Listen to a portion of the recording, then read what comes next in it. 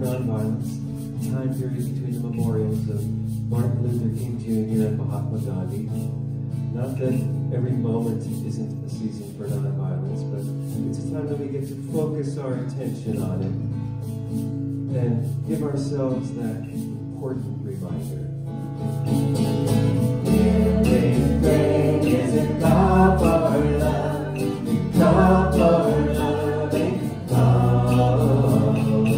Everything is a call for love, call for loving God. Every word in anger, every single tear, every hurtful action, the message is clear. Here we go again. Everything is a call for love, a call for loving God. Everything is a call for love, a call for loving God. Every word in anger, every single tear, every hurtful action, the message is clear.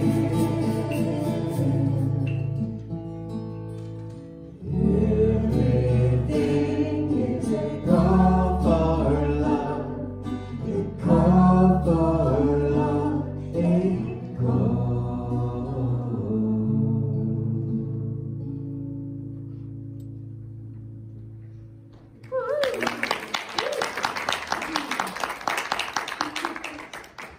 Good morning.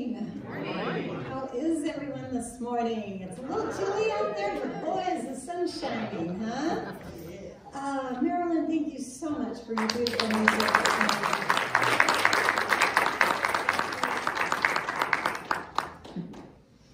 What a pleasure to walk in and hear that. All right, so I just invite you right now to breathe with me as we start our service. Just a mindful breath as we turn our attention within to that rich inner world of abundant God stuff, where we know our oneness with the divine. And we'll speak our purpose statement together from that space of wholeness as a group, CSL, as we come together today. As an intentional spiritual community, the purpose of CSL is to be a living environment for individuals to realize that we are all unique emanations of God, the love intelligence governing the universe. We embody the truth of our oneness with God, and we consciously practice this truth in our everyday life through the exploration of new thought, ageless wisdom, and the energy of unconditioned love. We are dedicated to individual transformation and to being a beneficial presence in the world.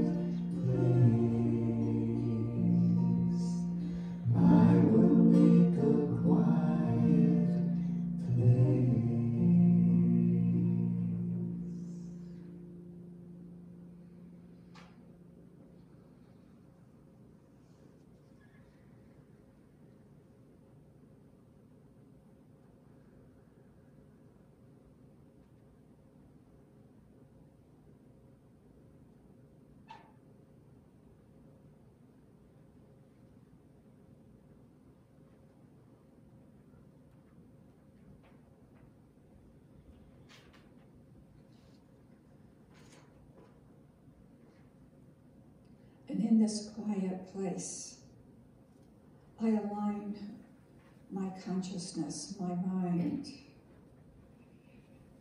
into that place deep in my heart, that place of stillness, that place of union with Spirit. And I invite you to join me there in your heart, in your alignment, in your attunement. And right here in this sacred moment, I recognize God's presence as the divine source, the love intelligence within all life. And I know that I am one with this source, and that each and every person is alive in this one infinite, beautiful source. And as I take a moment to embody this awareness and allow it to deepen and expand this consciousness of truth, I speak this word from that place of union as I accept this divine intelligence as my life and the life of each of us, expressing in its wholeness, in its goodness, in its love. For as this divine love flows through each and every one of us, we recognize that our confidence, our purpose, and our experiences are all uplifted. And we release any fear, any doubt, or worry that blocks this expression of the divine. For we know, we accept, and we claim for ourselves that we live as cause of abundance, of clarity, of knowing what to do, when to do it, and what to say. That together we share lives of joyful expectancy as we process our life that unfolds for the good of all, moving in and through and as us. And I take a moment and turn this awareness to the prayer chest and our unspoken longings. And I'd accept that divine source is guiding and directing a successful resolution to all challenges that we are, and our prayers are answered.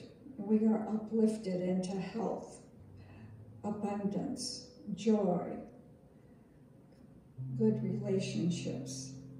The path is made clear, and wholeness and perfection are revealed. I bless the volunteers who give of their time and their service, that we may have a greater expansion of our awareness together.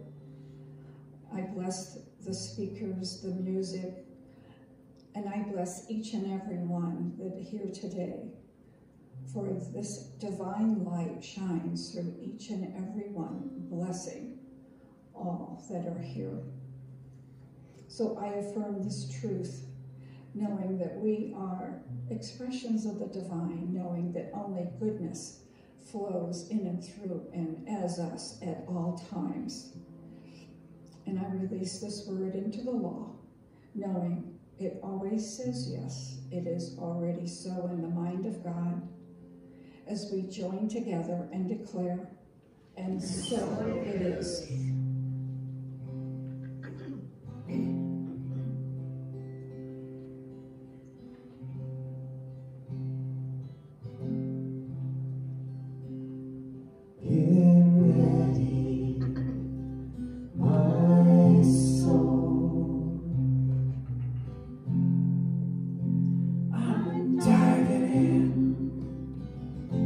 Get ready, my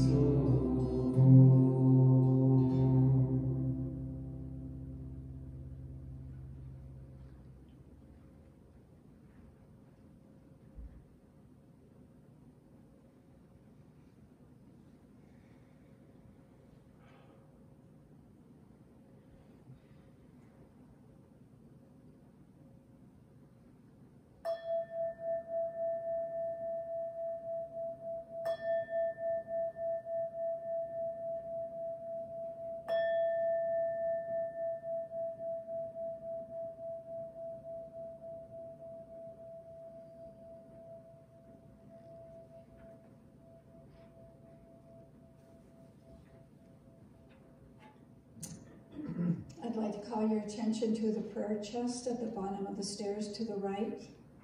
If there is anything that you feel is obstructing your expression of the divine flowing through you, giving you some challenges, please leave those here with us at the church. Put your request in the prayer chest, and we will do affirmative prayer this week on your behalf. And from Oscar Wilde, to love oneself is the beginning of a lifelong romance.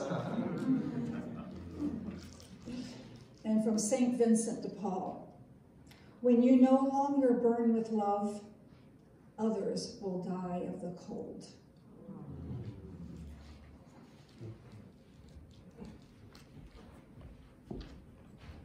Thank you, Lou, so much. Thank you, Jeff. Okay, here we are. I do not have a video message today. We are going to have spiritual practice a little bit later today, or a little bit later in the message here. And I really want to offer a lot of spiritual practice here, because spiritual practice is really what it is learning to look at the world in our life in a spiritual way. And I'm assuming, you know what that does, right? That if you're here, you're kind of interested in spirituality and living your life spiritually. So practicing doing that, because it's kind of against the human nature to look at things spiritually, we need to practice that. We need to get into the idea of seeing things spiritually. And that then changes our human life. So we will be practicing meditation actually, a little later. Many people I know, including myself, are looking for the fast track to enlightenment. Anyone want the fast track to enlightenment? Whether we admit this or not, wouldn't you love to know the shortcuts or the 5 easy steps, right? We all really want to know that. And I was thinking about that a little bit this past week. And I'm thinking the reason there really is no shortcut is because enlightenment is not really a destination.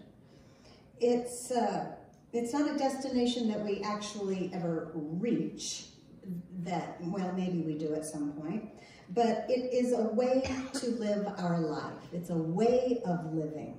It's living our life in the presence of God, or in the present moment. To me, those two have become interchangeable. The presence of God is the present moment. And actually, more accurately than just living in the present moment, it's living in the awareness of the presence of God, or in the awareness of this present moment, because the presence of God or the present moment is always happening. But if we're not aware of it, it really doesn't do any good for us at all. So it's living in the awareness. Now, there are tools for helping us to experience this present moment as the presence of God. And we can actually practice being aware of the power in this moment, in which all of life is taking place, in this moment, right now. The feeling nature of God as love, so to feel God as love, brings a realness to our mind of the presence within us as truth. It makes it more real to us. And then, when it becomes more real, it changes our outer experiences. We have what we call a realization, right? We make it real for us. So today, to finish up the focus of attunement for February, now remember, attunement is the first step in John Randolph Price's 10 steps to manifestation. So we took the whole month of February to look at attunement. And so today, finishing it up, we are looking at the idea of using contemplation, affirmation, and meditation as tools for attuning with the divine, or attuning even with our own self, okay?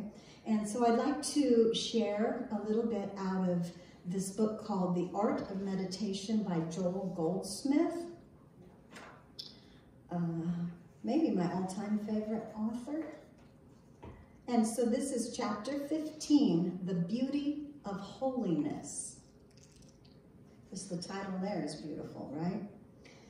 Okay, now he starts out by saying, God is unknown and unknowable to the human senses. So what he means by that is when we are dwelling in only the human senses, when we are interpreting our life only from what we touch, taste, see, smell from those senses, then actually that's what I was talking about. If you're not aware of the presence of God, if you're not aware of the present moment, then God really knows nothing about the human senses. So he says, God is unknown and unknowable to the human senses. One way, however, in which to bridge the immeasurable span between materiality and spirituality is to let thought drift away from the cares and problems of the world to God's handiwork. In everyone's surroundings, there is always some object of beauty. A picture, a piece of sculpture, a plant, a lake, a mountain, or trees. We think of one of these in meditation. Considering the idea of God, the invisible, expressing itself through nature or through the mind of an artist or a craftsman. The presence and the power of the invisible is that which is made manifest to us as the visible, the one inseparable from the other. In this understanding, our life and love expand and become more pure, joyous, and free, leading us into a higher dimension of life. We begin to live not so much in the world of effect as in the world of cause, discovering our good in the cause of all that exists, rather than in the effect in the person, the places, or the things. The more understanding we have of cause, which he says is the same thing as God, cause/God, the more understanding we have of cause, the greater is our enjoyment of all persons and things. So what he's describing there is contemplation. He's describing contemplating God as the beauty of the tree or as the beauty of the sculpture, and recognizing that it is because God has expressed through the craftsman that we are able to distinguish and appreciate the beauty of the art. So contemplation, thinking about how God fits in to, you can think about that about anything, any kind of creation.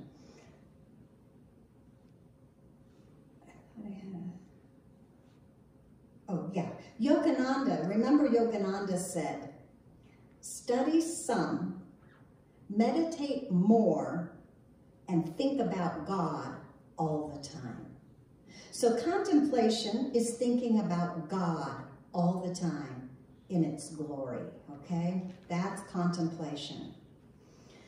Affirmation is simply claiming in our thoughts and words statements that are already true in God or on the spiritual plane. We correct our wrong or our fear thinking with affirmations, usually created to reflect the opposite of our fear thoughts or our thoughts of separation. So I want to share about affirmation. I want to share a little bit from Charles Fillmore, who's the co-founder of Unity, in his little book, The Revealing Word. I use that a lot because it's really succinct. So I just looked up affirmation. And he's got a couple here. His first one is just affirmation. It says, a positive statement of truth. By the use of affirmations, we claim and appropriate that which is ours in truth. The act of affirmation, he says. He says, the yes action of the mind, the act of affirming, the declaring of truth, the mental movement that asserts confidently and persistently the truth of being in the face of all appearances to the contrary. So, I mean, that explains kind of why affirmations are so powerful, because here we are in the material world, we're faced with all kinds of appearances of chaos and lack and disease. We're faced with these. They appear to be that way, but affirming states the truth of being in the face of all of those. He says affirmations, the purpose of affirmation, to establish in consciousness a broad understanding of the divine principles on which all life and existence depend. By affirming truth, we are lifted out of false thinking into the consciousness of spirit. Affirmations lift us out of false thinking. The remedial effects of affirmation. All unrighteous conditions may be adjusted through affirming the power of the great universal spirit of justice. That's a pretty big statement. All unrighteous conditions may be adjusted through affirming the power of the great universal spirit of justice. And he's got an affirmation here. It says, the infinite spirit of love and justice is now operating in all my affairs, and all is well. So I wrote that down, and let's say it together. Oops, I need to look at it. Go ahead. The infinite spirit of love and justice is now operating in all my affairs, and all is well. Okay? So that is affirmation. And today I want to spend most of our time on meditation. So we come to the idea of meditation as a tool for attunement. Meditation it used to be like a woo-woo word, right? But right now it's so widely accepted in all of mainstream. Even I see it like in magazines for City Market and stuff. And, you know, they're talking about meditation. Even in other religions, they're talking about meditation. So today we're going to practice a little bit, and this morning we're going to learn a certain form of meditation, and it's a form that Wayne Dyers calls getting in the gap. Is anybody familiar with his getting in the gap meditation? Okay. So this kind of meditation was a real game changer for me. And I found similar practices in the works of Joel Goldsmith and Eckhart Tolle, which are two of my very favorite authors. So I must have really needed this kind of, it's a different way of, there's lots and lots of ways to meditate. This is a specific way that I'm going to show you today. And you may take it or leave it. You may love it, and you may not get it. I don't know. But we're going to offer it today and show you how to practice it so that you can go home and try to practice it a little bit more. I love this kind of meditation. So I'm going to start by reading a little bit out of Wayne Dyers, Getting in the Gap. You guys are familiar with Wayne Dyers' work? Yeah. He starts out talking just a little bit about meditation in general. He says, the paramount reason for making meditation a part of our daily life is to join forces with our sacred energy and regain the power of our source, God. Through meditation, we can tap into an abundance of creative energy that resides within us. By meditating, we come to know God. No, I want to say this better. By meditating, we come to know God rather than know about God. However, before we can make the shift to a more enriching life, we have to tame our ego. Right? Most of us personalize our ego with some of these following thoughts. I am what I do. I am what I have. I am separate from God. I am what others think of me. I am separate from everyone else. I am separate from what is missing in my life. Our sense of empowerment is diminished when we identify solely with the ego, whose main concern is the physical world, for good reason. The ego prefers us to be stuck in this world of problems and struggles. But our ego is nothing more than our idea of how to survive in the physical world. If it were truly a part of the physical world, we would be able to check into a hospital for ego reconstruction. Or even better, an egoectomy. The ego is our idea of how to be safe and loved in our physical reality. We've separated from our source when we engage exclusively with the illusions of the ego. But with just the slightest alteration of this idea, we can begin taming this ego. Once we choose to tame the ego, we have the opportunity to make conscious contact in meditation and know God directly. So that's what his Getting in the Gap is about.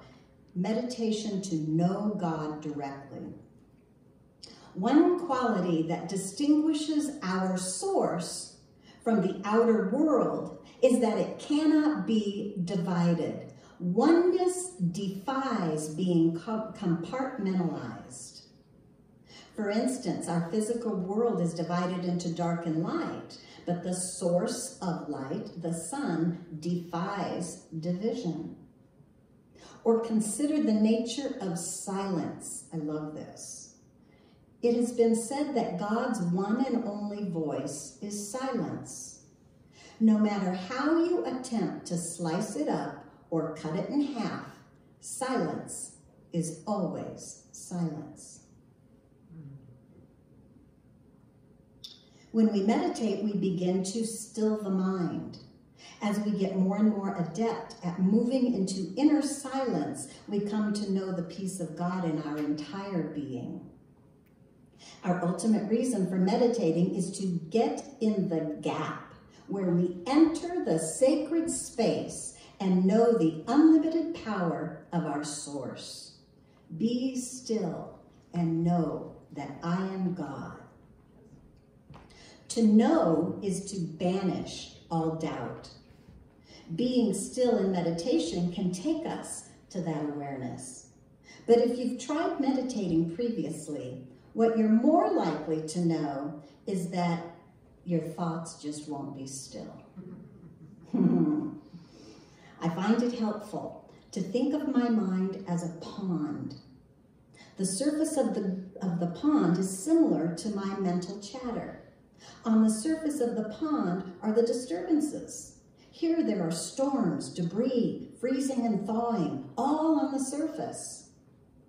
Beneath the pond's surface, there is relative stillness. Here it is quiet and peaceful.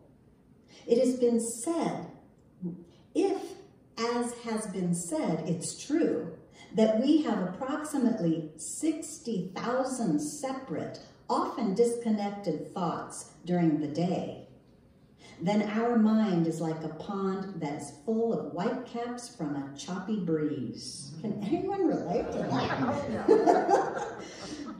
But beneath that surface chatter is the gap where we can know God and gain the unlimited power of reconnecting to our source. Meditating is a way of quieting our chatterbox thoughts and swimming below the surface. This is where we can be still and know, not know about God. If we have approximately 60,000 thoughts every day, then in all of our waking hours, it's unlikely that we ever get to the point where there's any space between our thoughts. How could we, he says? With one thought leading to the next, either rationally connected or otherwise, there's simply no time or place to get into the gap between our thoughts. Yet, it's precisely in that gap that the magic and the infinite possibilities await us. The practice of meditation takes us on a fabulous journey into the gap between our thoughts, where all the advantages of a peaceful, stress-free, healthier, fatigue-free life are available, but are simply side benefits. The paramount reason for doing this soul-nourishing meditation practice is to get in the gap between our thoughts and make conscious contact with the creative energy of life itself. He says perhaps the most elusive space for human beings to enter is the gap between our thoughts. Usually, we stay on one thought until another one takes over, leaving very little unused space. The spaces between our thoughts are brief, and seldom does anyone wonder what it would be like to have fewer thoughts, or what we'd find in the void between them. But the paradox is obvious. Thinking about what it would be like to be in the gap between our thoughts is just another thought, right?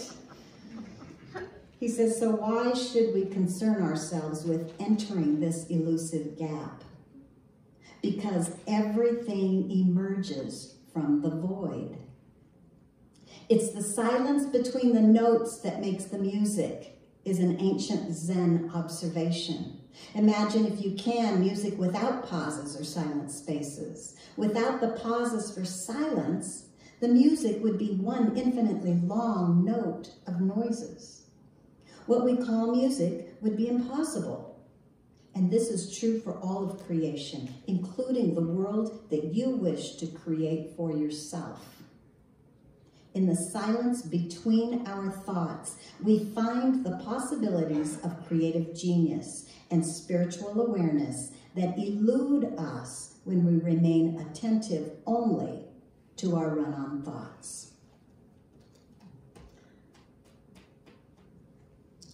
So, do you guys resonate with all of that? That was a huge issue for me for a long time, those run-on thoughts. And that, I think, is why I loved this kind of meditation so much. It encouraged me to quit paying so much attention to the thoughts and pay attention to the space between the thoughts. Has anybody practiced that before? Okay, well, we're going to practice again today, so let's see what time here. I would like to share his meditation practice with you, but I've changed it slightly just because of time. And I changed the words a little bit. It won't make any difference to you, but it made a difference to me. I want to read just one more little thing here about guidelines for practical and valuable meditation. He says there's no such thing as a bad meditation. Anytime you spend in silence is valuable. Even if your inner voice is persistent and loud, don't judge it, just observe it. He says with time, your inner dialogue will shut down. We all know that mastery is seldom achieved without practice. Meditation is no exception. There's no right or wrong time to meditate. Each of us finds our most comfortable time of day, so don't try to do this on someone else's schedule. You can slip into the gap frequently if you take advantage of a 2-minute stop at a traffic light, a pause in a meeting, or a trip to the restroom. There's no correct meditation length. There's no correct posture or place for meditation. Find what makes you comfortable and trust it. Who has a meditation practice right now? Does anybody have it? Good, good. So you guys are familiar with that. And this practice is going to be probably a little bit different than anything. And like when we do meditation, guided meditation on the third Sunday, we guide a little bit into that feeling nature, and we have a little bit of guidance coming from like Thich Nhat Hanh in that, but mostly we just try to settle into our breathing and silence in that. This meditation, I'm going to ask you specifically to do things, so it's a little bit different. I just wanted to expose you to it. Let's see.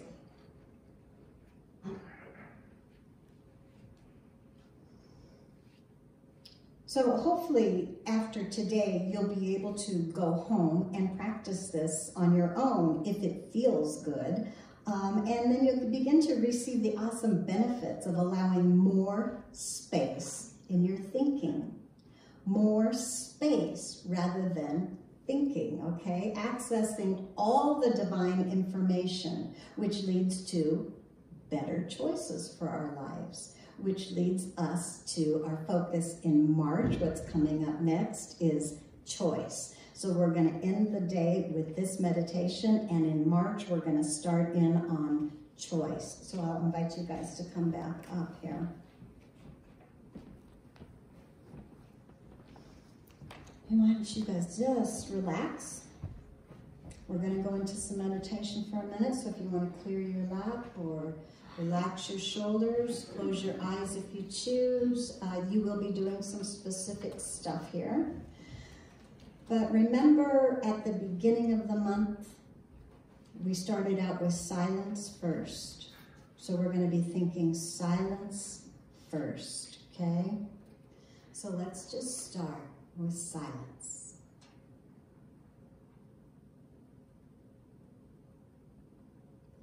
And remember always that silence will lead us into breathing. Relaxing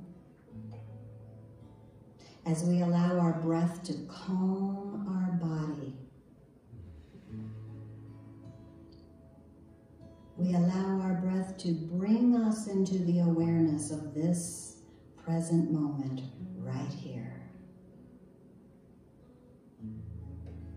Oh, what a wonderful, wonderful moment. Right here and now, where this great creative substance of the divine is present and active. I smile as I recognize this present moment of opportunity.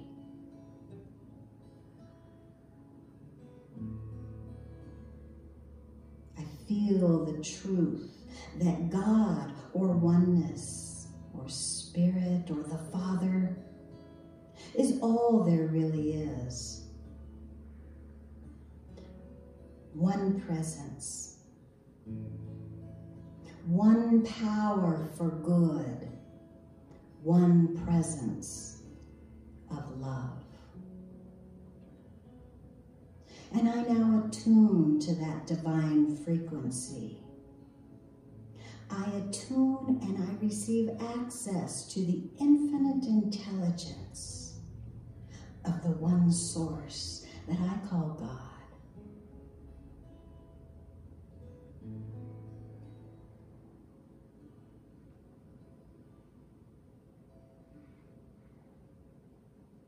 Now I will ask you to see the words one presence in your mind's eye.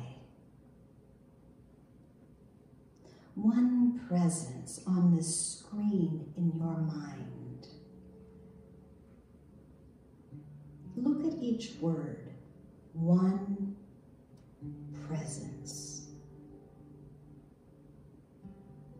Now bring these words very close and very large, as if you are in the front row of a movie theater and you have to actually move your head from left to right as you read the words. Now read them with me. Look at the word one. Read it again. One. It's so big it takes up the entire screen of your mind. And now slowly move your head to the right and you will see a space before the word presence. And again, read the word presence. It's very, very big on your screen.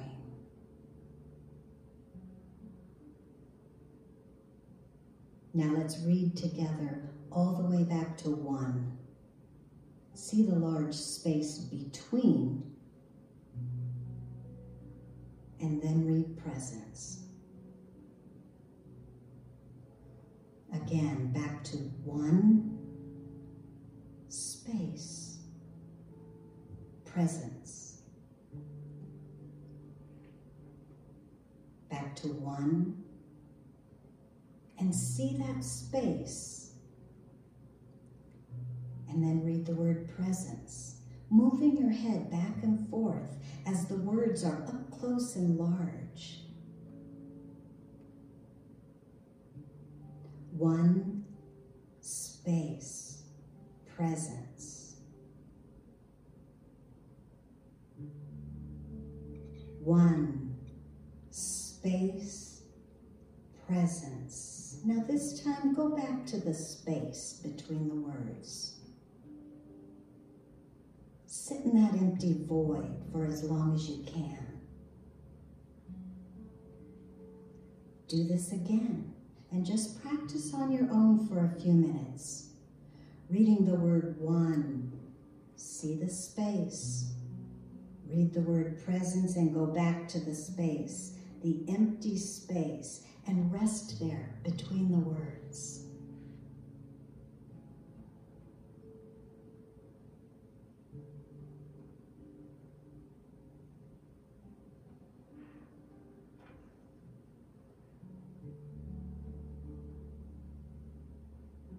The idea is to rest in the gap of no thought.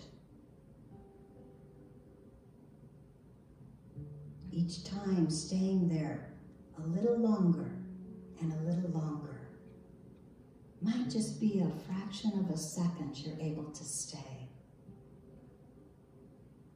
Notice any feelings within you as you get in between these words. or in between your thoughts.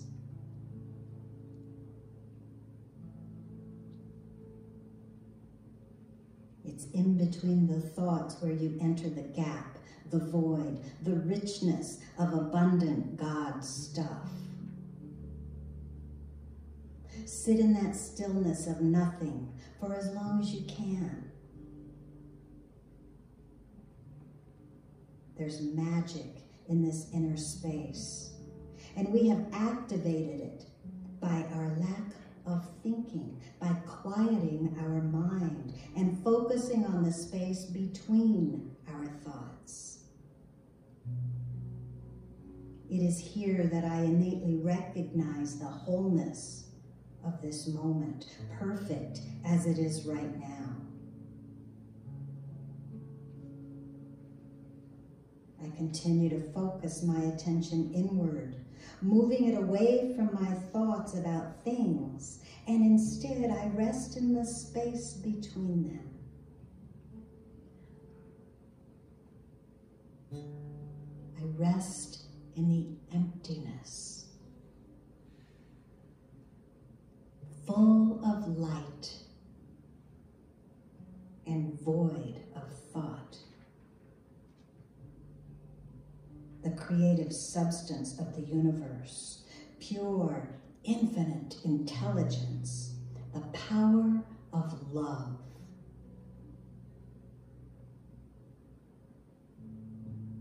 I rest in this emptiness as I attune to the divine source of all creation.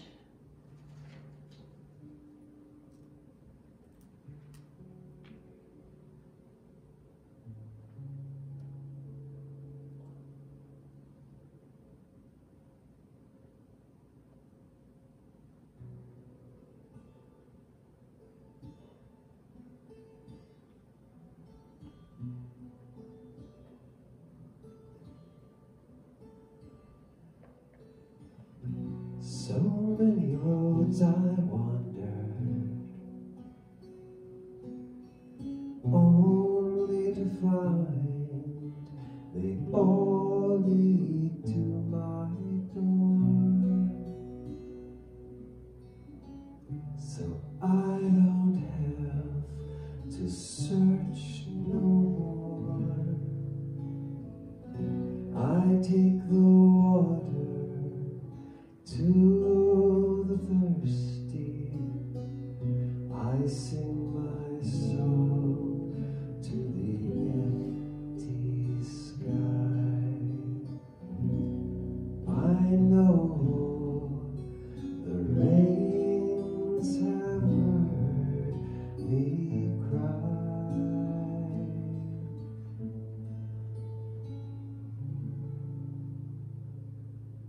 I've got this empty heart that I can't explain. No longing for love, no sweet pain, no voice I hear in the dead of night, just an empty heart full of light,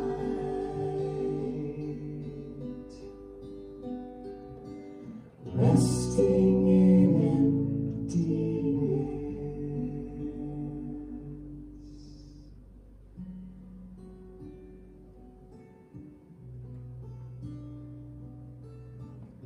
I've tried to name the nameless. I tried hard to understand.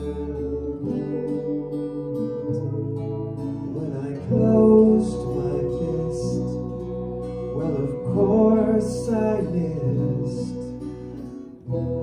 There was nothing in my hand.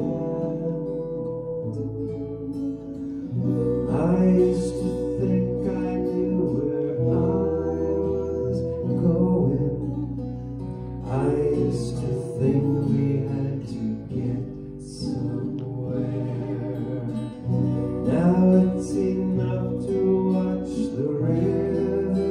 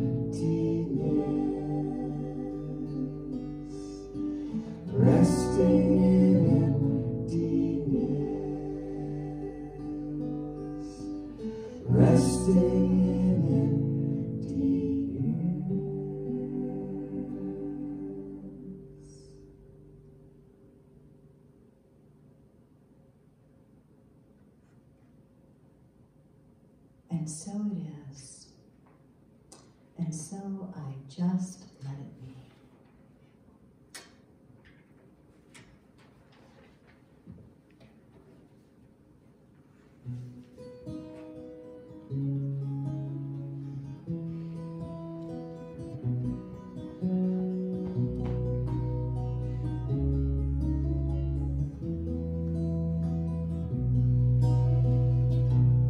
God, you are every mountain. God, you are every ocean. God, you are every canyon, every inch of earth and sky. God, you are every morning. God, you are every midnight. God, you are every moment, every second of my life. Everything I see, everything I do, everything I am is you. Everything I know, everything you know, everything I know is you. God, you are every sunrise. God, you are every moon glow. God, you are every star shine, every inch of earth and sky. God, you are every springtime. God, you are every snowfall. God, you are every season, every second of my life. Everything I see, everything I do, everything I am is you. Everything I know, everything you know, everything I know is you. 'Cause you are the very breath I breathe, and your perfect love created me.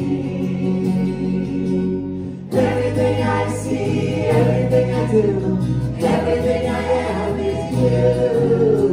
Everything above, everything below, everything I know is you.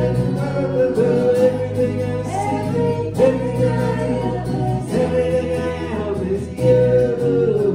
Everything above, everything below, everything I know is you. Everything I see, everything I do, everything I am is you. Everything above, everything below, everything I know is you.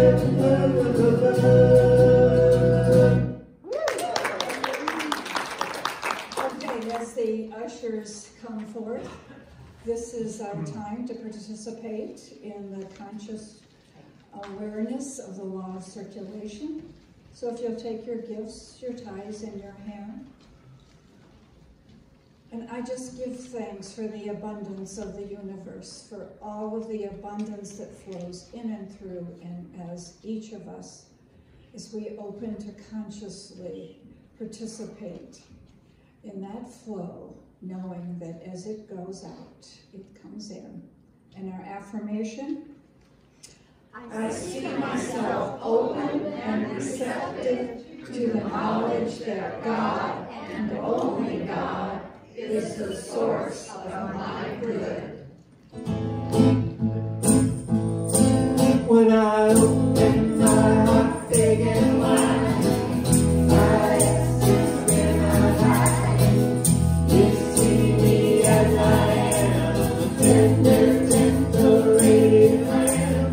You're my love, I smile at you, take it in, smile too. Together we break out in song and sing our love.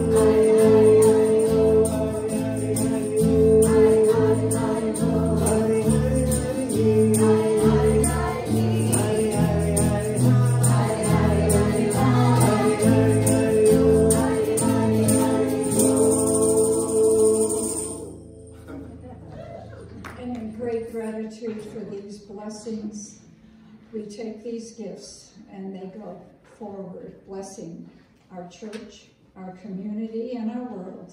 And so it is. All right, this is our last time for claiming this good. Actually, you can do it anytime you want. The paper's over there, you can take it home. But it's the last time that we'll do it today or together here, because next month we'll be changing these. So we're going to read these all the way down. Here we go. I see myself at peace with the unfolding of events. I see myself joyfully sharing my blessings with all I encounter. I see myself blessed with the knowledge needed to manifest my heart's desires. I see myself in the right and perfect place in my life. I see everything in my life unfolding in divine timing. And so it is, and so I let it be. I'm in the right place at the right time. I am just where I'm supposed to be. I'm in the right place at the right time. I am just where I'm supposed to be. I'm in the right place at the right time. I am just where I'm supposed to be. I'm in the right place at the right time. I am just where I'm supposed to be. I'm in the right place at the right time.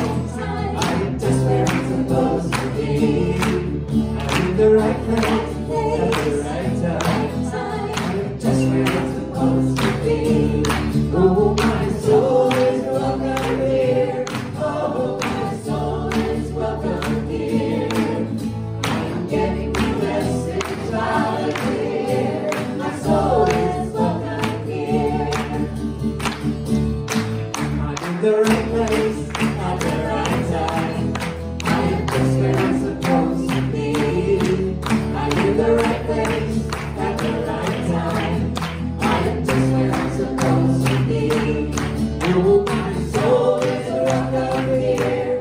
Oh, my soul is welcome here. I am getting the message right here.